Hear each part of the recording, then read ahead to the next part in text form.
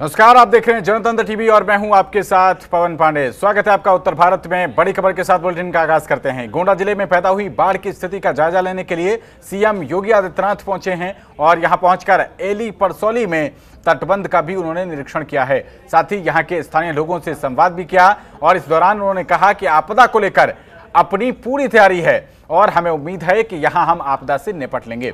तो हम पूरी तरह सतर्क हैं और कार्य कर रहे हैं। ये बड़ी बातें अपने गोंडा दौरे पर सीएम योगी आदित्यनाथ की तरफ से कही गई हैं।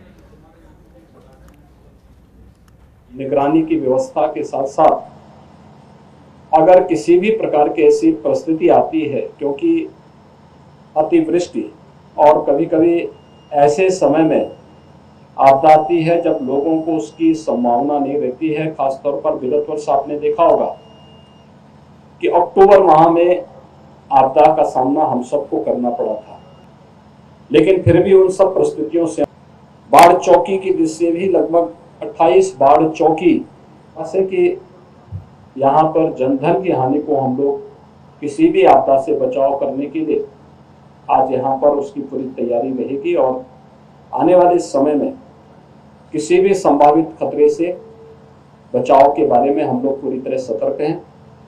प्रशासन भी पूरी तरह सतर्क होकर के कार्य कर रहा है। सभी जनप्रतिनिधि निरंतर प्रशासन के साथ में एक संवाद बना करके बाढ़ या किसी भी प्रकार की अन्य आपदा से बचाव के लिए भरपूर सहयोग और अपना योगदान दे रहे हैं। आज हम लोग इन्हीं सब कार्यों का यहाँ निरीक्षण करने के लिए आए थे। निरीक्षण करने के उपरांत जो चीजें सामने आई थी वो मैंने आपके सम्मुख रखी। और भड़काऊ भाषण मामले में आजम खान दोषी करार दिए गए हैं। तो रामपुर की एमपी एमएलए कोर्ट ने आजम खान को दोषी पाया है। 2019 लोकसभा चुनाव का यह मामला है। तो हेट स्पीच मामले में दोषी ठहराते हुए कोर्ट ने 2 साल की सजा भी सुनाई है। तो समाजवादी पार्टी के कद्दावर नेता आजम खान को रामपुर की एमपी एमएलए कोर्ट ने भड़काऊ भाषण मामले में दोषी करार दिया है और यह पूरा मामला साल 2019 का बताया जा रहा है। तो जब लोकसभा चुनाव प्रचार के दौरान शहजादनगर थाना क्षेत्र के धमोरा में आजम खान पर हेट स्पीच देने का आरोप लगा था और जनसभा को संबोधित करते हुए आजम खान ने अपमानजनक और भड़काऊ भाषण दिया था। उन्होंने पीएम मोदी और सीएम योगी पर भी टिप्पणी की थी। वहीं इस मामले में एडीओ पंचायत अनिल कुमार ने शहजादनगर थाने में मुकदमा दर्ज कराया था और इस मामले में अब आजम खान को दोषी करार दिया गया है।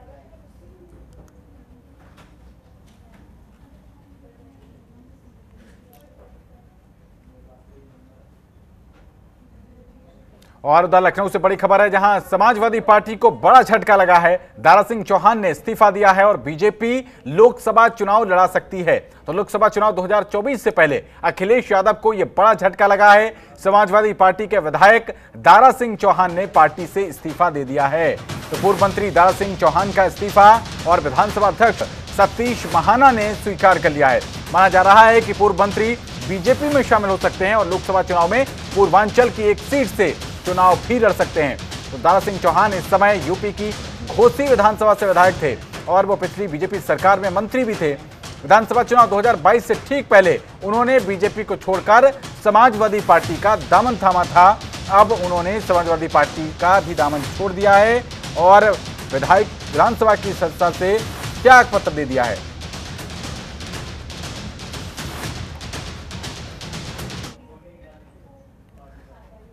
और इसी खबर पर ज्यादा जानकारी के साथ हमारे संवाददाता रामानुज भट्ट लखनऊ से लाइव जुड़ गए हैं। रामानुज, बड़ी खबर, अखिलेश यादव को एक तरीके से यह बड़ा झटका, दारा सिंह चौहान का इस्तीफा किस तरीके से लिया जा रहा है इसको सियासी खेमे में?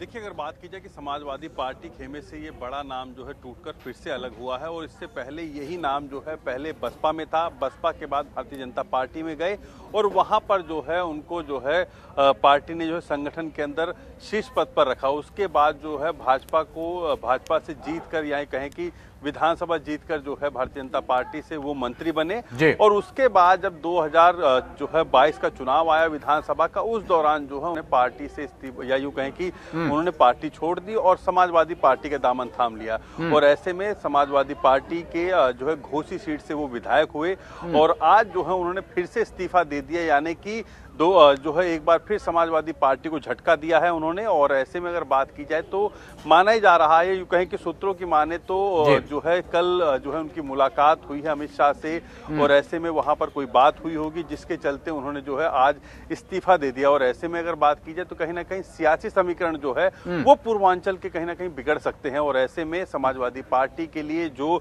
पूर्वांचल एक बड़ा सुखद समाचार लेकर आया था विधानसभा चुनाव में, अब वो आने वाले समय में वो समाचार बिगड़ सकते हैं, इस तरीके के झटके लगते हैं। और बात की दारा सिंह चौहान की, दारा सिंह चौहान अपने क्षेत्र के एक कद्दावर नेता हैं, समाज के भी वो अपने कद्दावर नेता हैं। और ऐसे में अगर बात की जाए तो कहीं ना कहीं उत्तर प्रदेश के अंदर भाजपा की तरफ अगर जाते हैं तो एक बड़ी लीड जो है भाजपा को मऊ जो है सीट से मिल सकती, घोसी सीट से मिल सकती है लोकसभा में।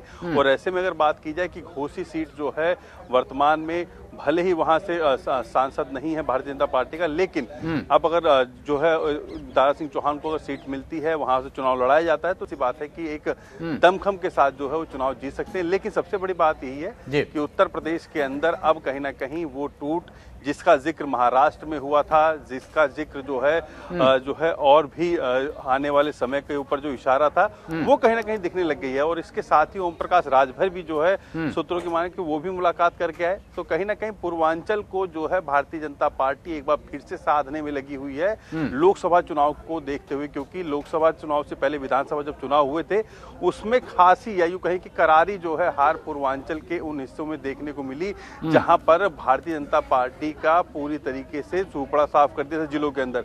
तो ऐसे में उन जिलों से कहीं ना कहीं ऐसे नेताओं को लाकर भारतीय जनता पार्टी अपने आप को मजबूत करने की कोशिश कर रही है। और अखिलेश यादव जो है या यूं कहीं समाजवादी पार्टी उन क्षेत्र में जहां पर उनको विधानसभा में जीत मिली थी वहां पर कमजोर हो सकते हैं अगर अभी से उन्होंने अपने नेताओं को जो है चेता नहीं, उनसे मिले नहीं, उनसे बातचीत नहीं की, या यूं कहें कि उनको लोकसभा का प्रलोभन नहीं दिया। तो जी चलिए, बहुत शुक्रिया रामानुज भट्ट इस अहम जानकारी के लिए आपका। आगे बढ़ते हैं। रोजगार को लेकर योगी सरकार बड़े प्रयास कर रही है और सीएम योगी आदित्यनाथ ने लोक भवन में 400 चयनित अभ्यर्थियों को नियुक्ति पत्र सौंपे हैं। इस दौरान सीएम योगी ने अपनी सरकार के कार्यों को भी गिनाया। सीएम योगी ने चयनित अभ्यर्थियों को शुभकामनाएं देते हुए कहा कि अब चयन आयोग पर कोई सवाल नहीं उठा सकता। सीएम ने जानकारी देते हुए बताया कि पिछले 6 साल में 6 लाख नियुक्तियां हुई हैं और पिछली सरकारों पर आरोप लगाते हुए सीएम योगी ने कहा कि 2017 से पहले भर्तियों में भेदभाव होता था, लेकिन अब पारदर्शी तरीके से भर्ती होती है और इसी कारण कोई भी नियुक्ति प्रक्रिया कोर्ट में नहीं जाती। आपने देखा होगा पिछले 1.5 वर्ष में प्रदेश के अंदर यह हम 17वां नियुक्ति पत्र वितरण का कार्यक्रम संपन्न कर रहे हैं, जिसमें अब तक 55,000 से अधिक युवाओं को हमने सफलतापूर्वक चयन की प्रक्रिया को संपन्न करवा करके नियुक्ति पत्र वितरित किए हैं। और मात्र 1.5 वर्ष की इस छोटी सी कार्यावधि में 55,000 से अधिक युवाओं को नियुक्ति पत्र वितरण करने का कार्य प्रदेश संपन्न हुआ है। आपने देखा होगा पिछले 6 वर्ष के अंदर अब तक लगभग 6 लाख शासकीय नियुक्तियां हम लोगों ने प्रदेश के अंदर दी हैं और इन 6 लाख नियुक्तियों में कहीं भी नियुक्ति की प्रक्रिया में कोई प्रश्न खड़ा नहीं कर पाया। और आज के दिन पर किसी भी विभाग की नियुक्ति की कोई भी प्रक्रिया न्यायालय में लंबित भी नहीं है या न्यायालय के द्वारा उसको स्टे भी नहीं किया गया है, क्योंकि शासन की मंशा पर आज के दिन पर कोई प्रश्न नहीं खड़ा कर सकता। चयन आयोगों की मंशा पर, उनकी कार्य पद्धति पर आज के दिन पे कोई प्रश्न खड़ा नहीं कर सकता। आदरणीय प्रधानमंत्री मोदी जी के विजन के अनुरूप देश की सबसे बड़ी अर्थव्यवस्था बनने की ओर अग्रसर है। नहीं तो 2017 के पहले क्या स्थितियां थी? 2017 के पहले युवाओं के मन में एक निराशा थी, एक हताशा थी। उत्तर प्रदेश के अंदर चयन की प्रक्रिया में भेदभाव होता था और उत्तर प्रदेश के बाहर जाते थे तो उनके सामने पहचान का संकट होता था। पहचान का संकट। उत्तर प्रदेश का युवा जो दिल्ली में, मुंबई में, बेंगलुरु में या कहीं भी रहता था, वह अपनी पहचान को छुपाता था, क्योंकि उत्तर प्रदेश का नाम लेते तो लोग वहां पे चयन की बात तो दूर, कोई किराए पे कमरा नहीं देगा, ये स्थितियां थी। लेकिन आज पहचान के संकट से भी उत्तर प्रदेश की व्यवस्था ने आपको मुक्त किया है। अब आपके सामने देश के अंदर कहीं भी जाएंगे, पलक पावड़े बिछा करके लोग आपके सम्मान के लिए तैयार। अगली खबर का रुख करते हैं। हरदोई में समाजवादी पार्टी की पिहानी नगर पालिका की महिला चेयरमैन के पैरों के आगे सिर युवक का वीडियो सोशल मीडिया पर वायरल हो रहा है, जिसमें वो उनके पैरों के आगे अपना सिर रखकर हाथ जोड़कर माफी मांगता हुआ दिखाई दे रहा है। इस दौरान कुछ लोग तेज आवाज में माफी मांगने की बात पीछे से कहते हुए नजर आ रहे हैं और वीडियो में देखने वाला युवक जो है वो फिलहाल महिला चेयरमैन को मां समान बताते हुए उनके पैर छूकर आशीर्वाद लेने की बात बोल रहा है। वहीं महिला चेयरमैन ने इसे राजनीतिक साजिश बताया है।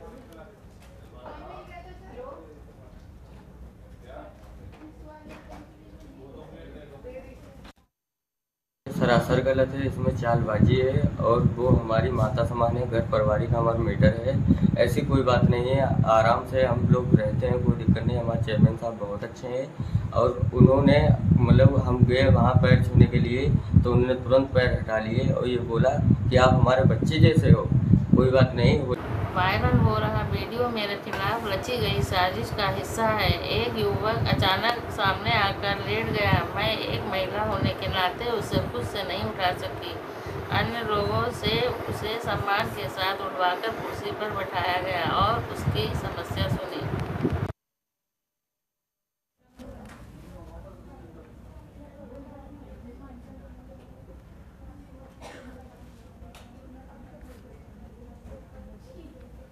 और इसी खबर पर ज्यादा जानकारी के साथ संवाददाता सुनील कुमार हमारे साथ फोन लाइन पर जुड़ गए हैं। सुनील, समाजवादी पार्टी की ये महिला नगर पालिका के अध्यक्ष हैं और इनके खिलाफ ये दिख रहा है कि एक दलित युवक है, यह आशीर्वाद लेता हुआ दिखाई जा रहा है। क्या कुछ ये पूरा मामला है? अध्यक्ष बोल रही हैं कि उनके खिलाफ ये राजनीतिक साजिश है। जी, मैं आपको बता दूं, पिहानी नगर पालिका का पूरा मामला है।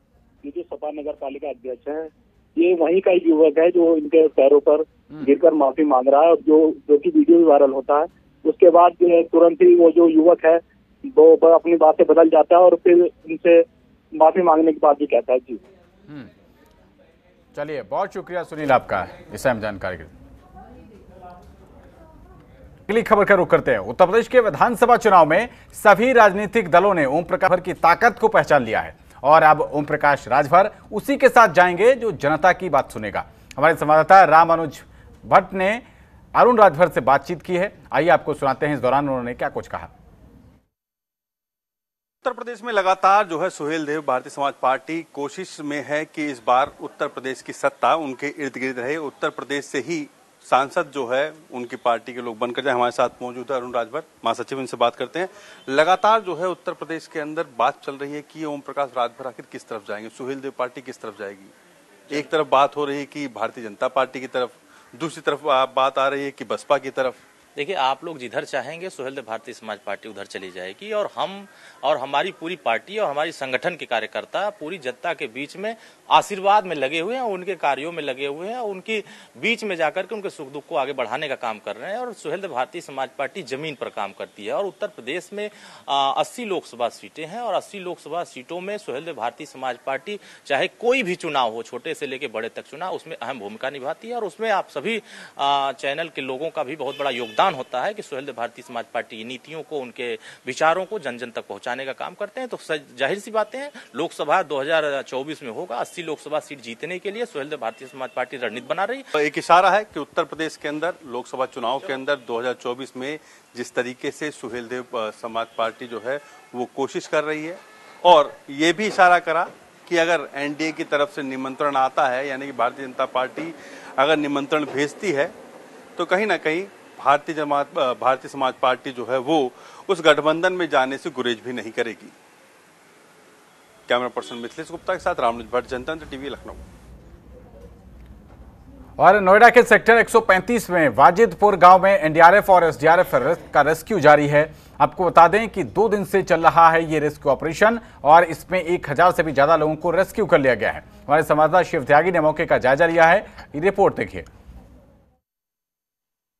जी, ये जो यहाँ पर एनिमल रेस्क्यू हो रहा है, ये हमारे डिजास्टर रिस्पॉन्स का एक पार्ट है।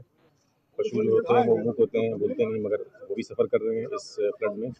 तो कई डिस्ट्रेस कॉल्स आए हैं कल से। इसमें गाय हैं और भी कैटल्स हैं, डॉग्स हैं, इनको रेस्क्यू किया गया है। जो फार्म है उसमें अभी स्थिति यह है कि बेहतर है, पानी क्योंकि रिसीड कर रहा है, कम हो रहा है, तो उनको आज चारा भी दिया गया है। उससे स्थिति बेहतर हुई है क्योंकि 2 दिन से चारा नहीं मिला था और लेवल तो प्रॉब्लम ऐसा लग रहा था कि ज़्यादा होगी। अभी स्थिति अच्छी है, बेहतर है और जहाँ पर भी रेस्क्यू की ज़रूरत है, जहाँ पानी ज़्यादा है, वहाँ से अभी एनिमल्स को निकाला जा रहा है और ट्रैक्टर्स की भी मदद लिए जा रहे हैं। हमारे एनडीआरएफ के बोट्स भी हैं, वॉलंटियर्स हैं, लोकल पुलिस के ऑफिशियल्स हैं, सभी लोग तैनात हैं। कल भी एनडीआरएफ की टीम। देखिए, ये हमारा जॉब है। इस टाइप की सिचुएशंस के लिए हमारी ट्रेनिंग होती है, हमारे पास इक्विपमेंट्स हैं और जब हम फैमिलिटेशन एक्सरसाइजेस करते हैं, फैमेक्स करते हैं, कम्युनिटी अवेयरनेस प्रोग्राम्स करते हैं, स्कूल सेफ्टी प्रोग्राम्स करते हैं, तो उसमें हम जो आम जनता है उनको बताते भी हैं कि इस टाइप की सिचुएशंस को वो खुद कैसे डील करें एज ए फर्स्ट रिस्पॉन्डर। ये देखिए, गौशालाओं से जो है वो गौवंश को परसों से ही रेस्क्यू कराया जा रहा है। कल भी जो है वो 1500 से ज़्यादा गौवंश रेस्क्यू कराया गया था, आज सुबह भी कराया गया है। और एक हिंड्राइस करके गौशाला है उसके अंदर जो है वो काफ़ी गौवंश थे, अभी भी कुछ है पर वो सुरक्षित है। उन्हीं में एक जो है वो बुल था, बताया जा रहा है कि हाई क्वालिटी का और ब्रीडिंग बुल है, तो उसको आज जो है टीम ने रेस्क्यू किया है, अभी जो है उसको भेजा गया है। कितनी कीमत है सर लगभग? ये बता रहे हैं कीमत काफ़ी ज़्यादा है, 1 करोड़ के आसपास बताई, इनके द्वारा बताई जा रही है, परंतु हमारे लिए जो है वो रेस्क्यू करना ज़्यादा ज़रूरी था, वो नहीं कराया। नोएडा के सेक्टर 135 वाजिदपुर गांव में पशुओं को लगातार रेस्क्यू किया जा रहा है। आप मेरे पीछे देख सकते हैं कि लगातार जो पशु हैं उनको फार्म हाउस से निकाला जा रहा है। एनडीआरएफ की टीम लगातार यहां पे लगी हुई है। डीआईजी ऑपरेशन जो एनडीआरएफ के हैं वो यहां पे पहुंचे हुए हैं, लगातार जो अपने कर्मचारी और अधिकारी हैं उनसे बातचीत कर रहे हैं। नोएडा प्राधिकरण समिति जिला प्रशासन की जो टीमें हैं वो यहाँ पे अंदर फार्म हाउस हैं, हज़ारों की तादाद में उन फार्म हाउस में पहुँचे हुए हैं। लगातार जो एनडीआरएफ और एसडीआरएफ की जो टीम है वो रेस्क्यू ऑपरेशन चला रही है और हज़ारों की तादाद में जो यहाँ पे पशु हैं उनको निकाला गया है। जिस तरीके से पिछले 2 दिन से यहाँ पे मवेशियों को निकालने के लिए एनडीआरएफ और एसडीआरएफ की टीम यहाँ पे रेस्क्यू कर रही थी, ऐसे में आज एनडीआरएफ के डीआईजी ऑपरेशन यहाँ पे पहुँचे हैं। उन्होंने कहा है कि पानी पहले से कम हो गया है, वहीं 1 करोड़ रुपए के आसपास का जो विदेशी बुल है उसको यहाँ पे निकाला गया है। जिस तरीके से अंदर अभी मवेशी फंसे हुए हैं उनको लगातार ये ऑपरेशन चलाया जा रहा है कि उनको इन ट्रैक्टरों के माध्यम से यहाँ पे निकाला जाए। वहीं जो करीब 800 से ज़्यादा लोगों को अब तक यहाँ पे रेस्क्यू किया गया है। जिस तरीके से पिछले 2 दिन से जो यमुना नदी का जल स्तर था वो बढ़ा हुआ था, अब धीरे धीरे कम होने लगा है। तो कहीं ना कहीं नोएडा के जो सटे हुए यमुना से गाँव थे, अब उनमें बाढ़ का जो खतरा है वो कम होने लगा, लेकिन लगातार एसडीआरएफ और एनडीआरएफ की जो टीम है वो रेस्क्यू ऑपरेशन चला रही है। शिव त्यागी, जनतंत्र टीवी, नोएडा। वहीं गाजियाबाद थाना लोनी बॉर्डर क्षेत्र की अंबेडकर कॉलोनी में 2 मंजिला जर्जर मकान गिरने से एमसीडी कर्मी समेत परिवार के 7 लोग मलबे में दब गए। महिलाएं और बच्चों की चीख पुकार सुनकर कॉलोनी के लोग मौके पर दौड़े और पुलिस को सूचना देकर लोगों ने मलबे में दबे सभी लोगों को बाहर निकालने का काम शुरू किया। वहीं पुलिस अधिकारियों ने लोगों की मदद से 7 लोगों को बाहर निकाल लिया है और दिल्ली के जीटीबी अस्पताल में भर्ती कराया है।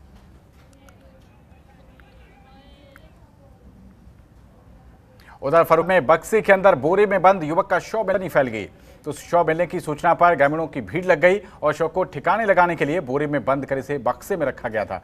घटना की जानकारी मिलते हुई मुख्यालय से पुलिस अधीक्षक विकास कुमार घटनास्थल पर पहुंचे और बताया जा रहा है कि मृतक अपने चाचा के साथ रहता था। संभावना जताई जा रही है कि मृतक के चाचा ने जायदाद हड़पने की रंजिश में अपने भतीजे की हत्या की।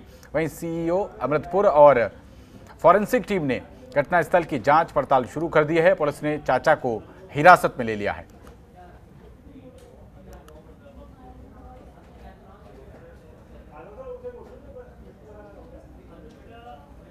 सर, थाना कमालगंज क्षेत्र में हुई हत्या की घटना के संबंध में अपडेट कर दीजिए। कल देर रात एक हत्या की तहरीर प्राप्त हुई है, जिसमें कि 5 लोगों के खिलाफ नामजद तहरीर प्राप्त है। उसमें ये बताया गया है कि कमलेश जो कि मृतक है, उसके घर के लोग यानी उसके चाचा और चचेरे भाइयों ने उसको अपने घर बुला के उसका गला दबा के हत्या कर दिया गया है। इस संबंध में तत्काल एफआईआर पंजीकृत किया गया है। जो 5 नामजद हैं उसमें से 3 को हिरासत में लेकर पूछताछ की जा रही है। घटनास्थल का निरीक्षण उच्च अधिकारी द्वारा किया गया है। अन्य आवश्यक विधिक कार्रवाई की जा रही है। तो उत्तर भारत में फिलहाल इतना ही। देश और दुनिया की तमाम बड़ी खबरों के लिए देखते रहिए जनतंत्र टीवी। नमस्कार।